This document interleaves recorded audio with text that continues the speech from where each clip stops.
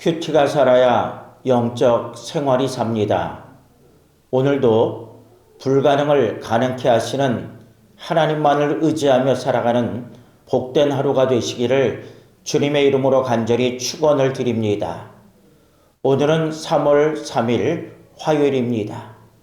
우리들에게 주시는 큐티의 말씀은 마태복음 19장 23절로 30절까지의 말씀입니다.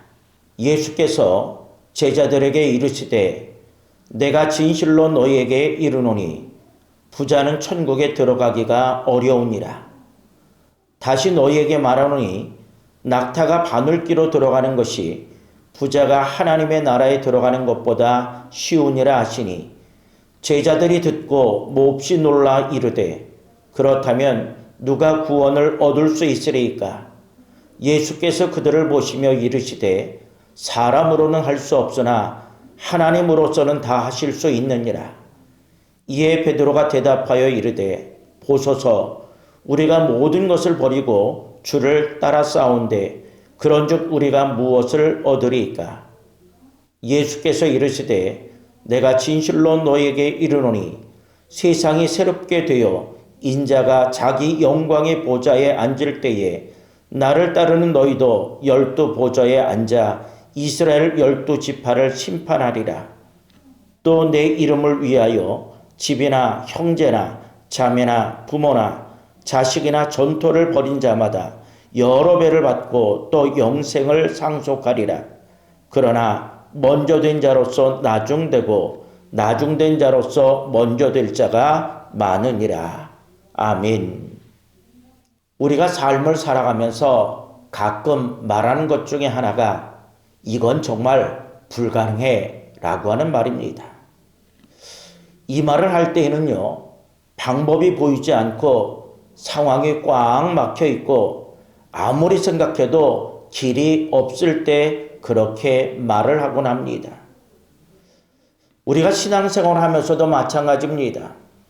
기도해도 변화가 없고 노력해도 해결되지 않는 문제를 만나면 우리는 쉽게 낙심하고 절망합니다. 오늘 본문에서도 제자들은 불가능해 라고 하는 벽 앞에 서게 됩니다. 예수님께서 부자 청년 이야기를 하신 후에 부자가 천국에 들어가는 것이 매우 어렵다라고 말씀하시자 제자들은 놀라게 됩니다. 그리고는 그들이 이렇게 묻습니다. 그렇다면 누가 구원을 받을 수 있습니까?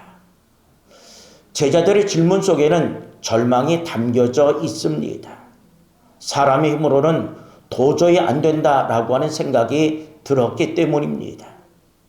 그때 예수님은 우리가 붙들어야 될 말씀을 하고 계십니다. 하나님 앞에서는 결코 불가능이 없다라고 하는 겁니다.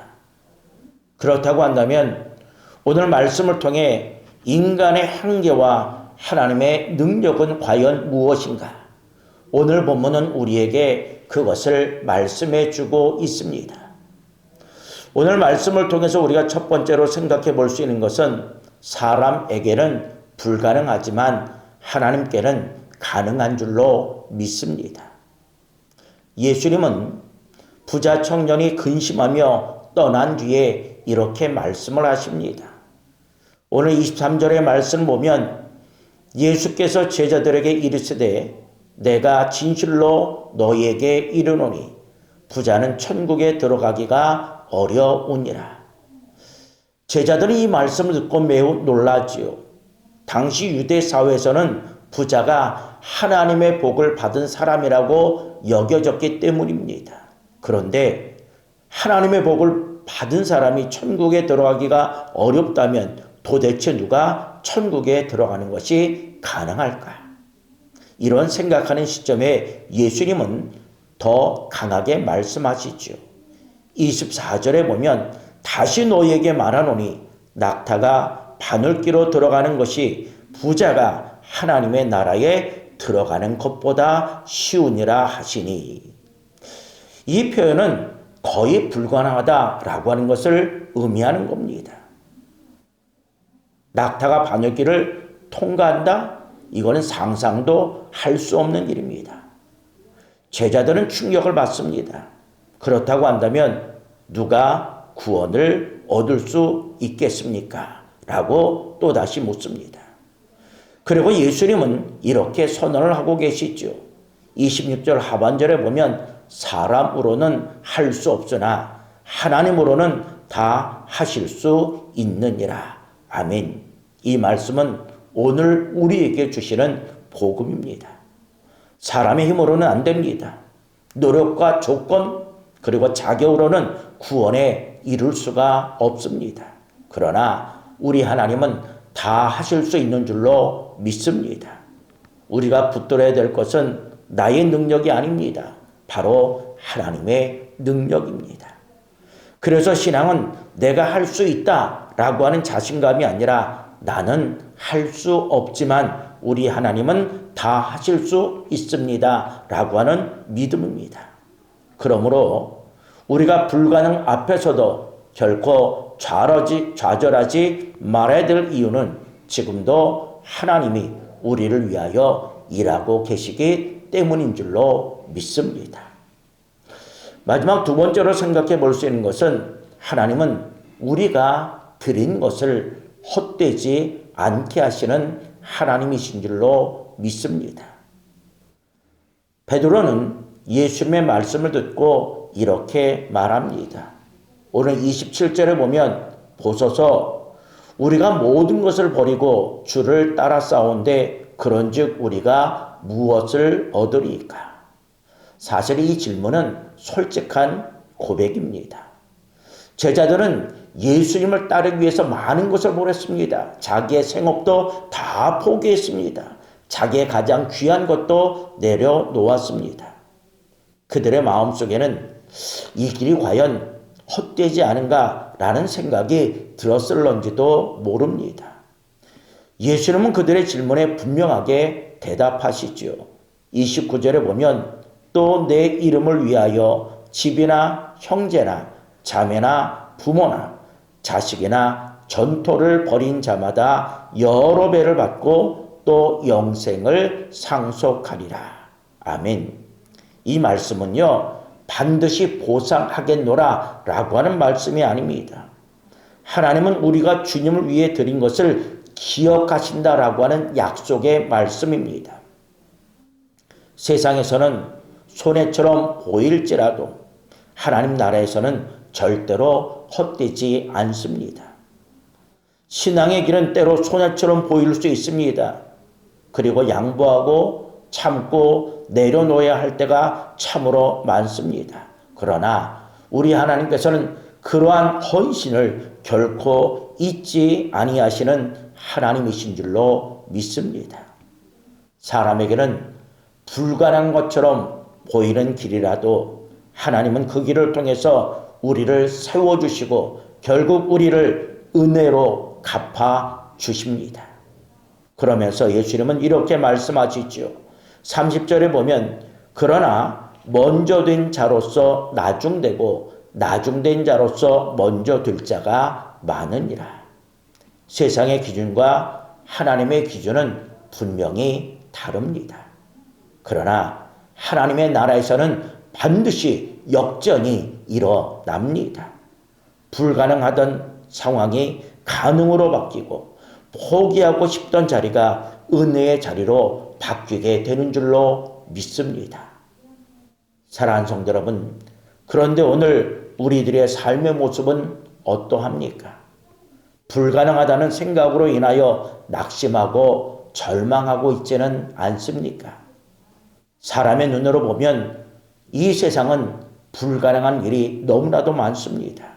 구원도 변화도 회복도 우리의 힘으로는 어렵게 보입니다. 그러나 예수님은 분명히 말씀하셨습니다. 사람으로는 할 수 없지만 하나님으로서는 다 하실 수 있다라고 말씀하셨습니다. 그러하기에 우리가 붙들어야 될 것은 나의 능력, 나의 지혜, 나의 재능이 아니라 하나님의 능력인 줄로 믿습니다. 그리고 주님을 위해 드린 삶은 결코 헛되지 않음을 믿어야 합니다. 그러므로 오늘도 불가능은 없다라고 하는 믿음으로 오직 하나님만을 의지하며 신뢰하며 살아가는 오늘 하루가 되시기를 주님의 이름으로 간절히 축원을 드립니다. 기도합니다. 불가능을 가능하게 하시는 주님, 우리의 힘으로는 할 수 없는 일들 앞에서 자주 낙심했던 우리의 모습을 이 시간 고백합니다. 상황과 여건을 바라보며 이것은 안 되라고 말하면서 포기하려 했던 믿음 없는 저희들을 용서하여 주옵소서. 주님, 오늘 말씀을 통해 다시 믿음을 배우게 하시니 감사합니다. 사람으로는 할 수 없지만 하나님으로는 다 하실 수 있음을 분명히 믿습니다. 이 시간 우리의 가정과 자녀, 건강과 형편, 해결되지 않은 모든 문제를 주님께 맡깁니다. 그래서 우리가 주님을 위해 내려놓은 것들을 기억하게 해주시고 헛되지 않게 하시는 하나님을 신뢰하게 하여 주옵소서. 또한 눈에 보이지 않아도 당장 결과가 없어 보여도 하나님이 일하고 계심을 믿는 믿음을 허락하여 주옵소서. 그래서 오늘도 하나님께서 함께 하심으로 불가능은 없다라는 고백으로 살아가게 하시고 하나님의 능력을 경험하는 복된 하루가 되게 하여 주옵소서. 지금은 사순절 기간입니다.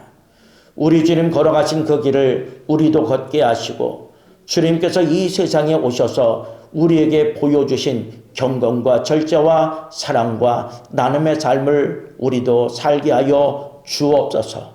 오늘도 구름기둥 불기둥으로 우리를 지키시고 인도하신 하나님, 그 하나님이 나의 하나님 되심을 경험할 수 있도록 인도하여 주시고 오늘 이 한날의 삶을 마무리할 때마다 하나님 감사합니다 라고 고백할 수 있는 저희들이 다 되게 하여 주시옵소서. 예수님의 이름으로 기도합니다. 아멘. 이제 말씀과 기도의 제목을 가지고 함께 기도하겠습니다.